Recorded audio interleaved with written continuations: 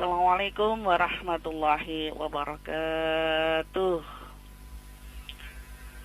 Alhamdulillah. Alhamdulillahilladzi anzala sakinata fi qulubil mu'minin liyazdadu imanan ma'imanihim. Walillahi junudus samawati wal ard wa kana Allahu azizan hakima. Allahumma sholli wa sallim ala sayyidina Muhammadin wa ala alihi wa sahbihi wa sallim ajma'in. Ya ayyuhalladzina amanu taqullaha haqqa tuqatih wa la tamutunna illa wa antum muslimun. Shadaqallahul adzim. Puji syukur kehadirat Allah Subhanahu wa taala atas segala limpahan nikmat dan karunia-Nya kepada kita sampai dengan pagi hari ini. Alhamdulillah, dengan udara yang cukup segar, setelah kita tunaikan kewajiban kita selaku hamba Allah mendapati sholat subuh ini, semoga semuanya tercatat kebaikan-kebaikan yang akan diberikan kepada kita, ampunan serta rahmatnya, agar kita nanti bisa mendapati akhir yang terbaik, yaitu husnul khatimah. Amin, Allahumma amin. Salawat serta salam tak lupa senantiasa kita haturkan kepada yang mulia junjungan kita, suri teladan kita, Nabiullah Muhammad sallallahu alaihi wasallam, yang telah menuntun kita dari gelapnya kejahiliahan menuju jalan terang, jalan kedatangan Allah Subhanahu wa taala. Dan insya Allah siapapun dari kita yang berusaha istiqomah menjalankan syariat dan sunnah Rasulullah sallallahu alaihi wasallam, itulah nanti yang akan mendapatkan syafaat yaumul qiyamah nanti. Para pendengar sekalian yang berbahagia,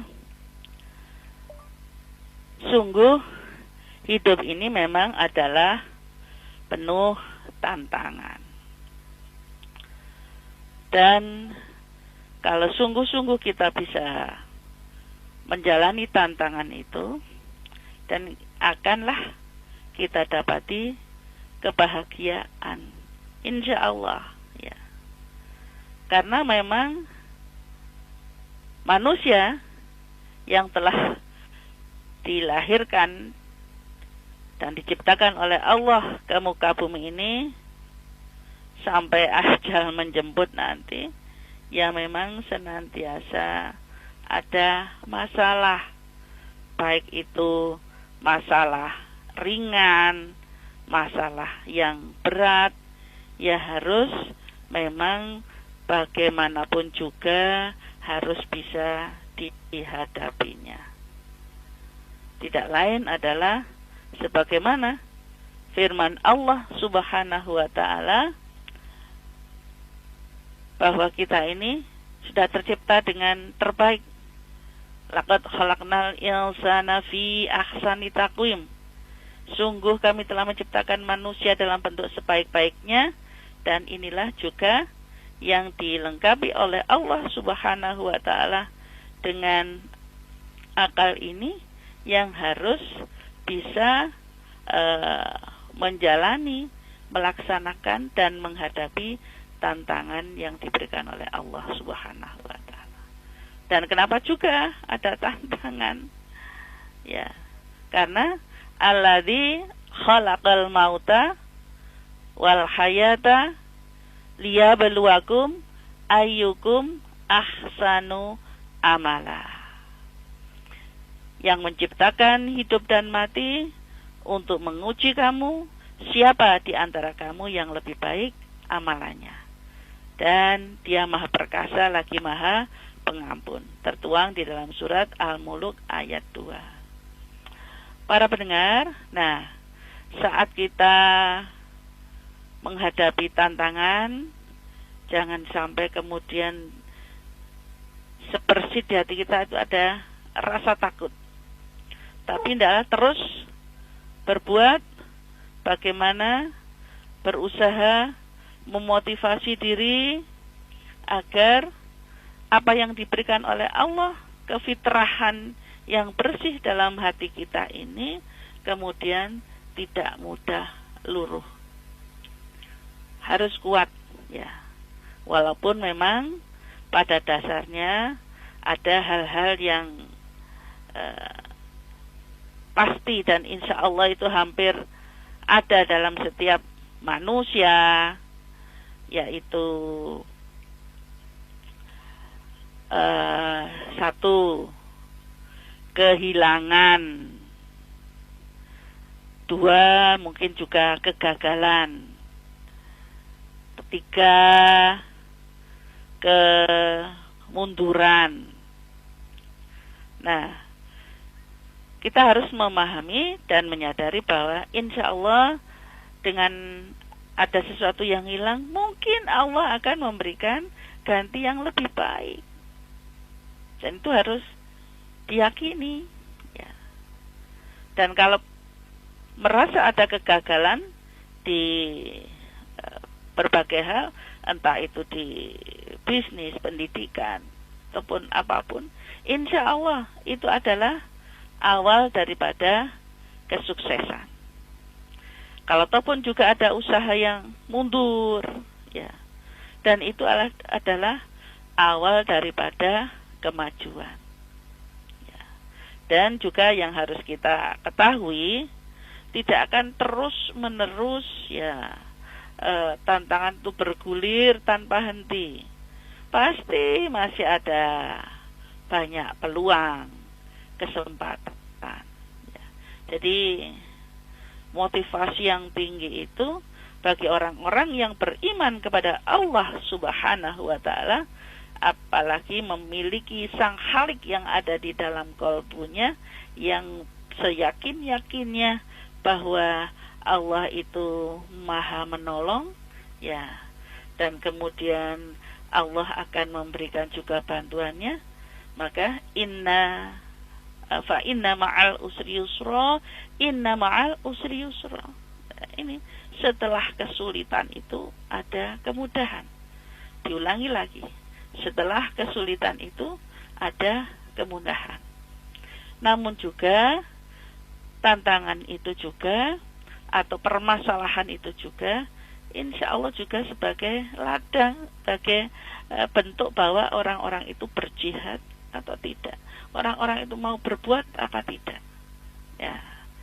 Jadi untuk mendapatkan rahmat dan janahnya Allah juga sampaikan, am hasibatum an tadkhulul jannata walamma ya'lamillahu alladhina jahadu minkum wa ya'lamas sabirin.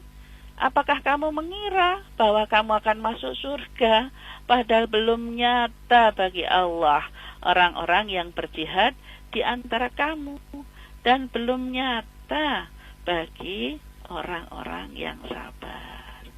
Itu disampaikan, difirmankan oleh Allah di dalam surat Al-Imran 142 itu.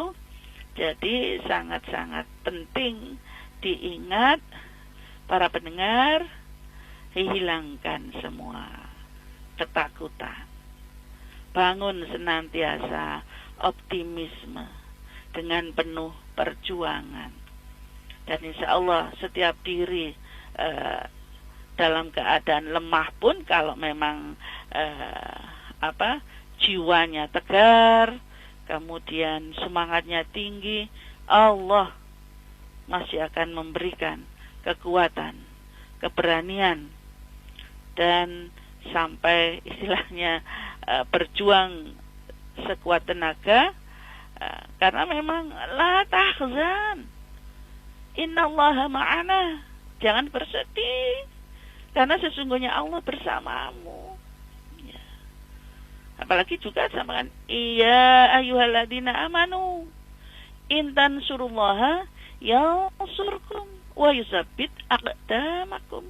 Wahai orang-orang yang beriman, jika kamu menolong agama Allah, niscaya Dia, Allah itu akan menolongmu dan meneguhkan kedudukanmu. Para pendengar yang berbahagia, sungguh tantangan itu insya Allah orang-orang yang menjadikan Allah satu-satunya penolong akan menambah semangat di dalam menjalani kehidupan ini untuk menggapai cita-cita apapun, terutama yang kita harapkan adalah akhir yang baik, husnul khotimah itu, dengan berbagai hambatan dan tantangan, maka insya Allah dream will come true. Impian itu akan menjadi kenyataan untuk siapapun, untuk remaja, untuk awal-awal pernikahan, juga untuk kita semua yang senantiasa meniti kehidupan keluarga yang sakinah, mawaddah dan warahmah, insya Allah ya. Jadi selama ini kita senantiasa optimis memandang ke depan, terus zikrullah katsira. Tadi saya ulang lagi, la tahzan innallaha ma'ana. Sekali lagi ya, la tahzan innallaha ma'ana.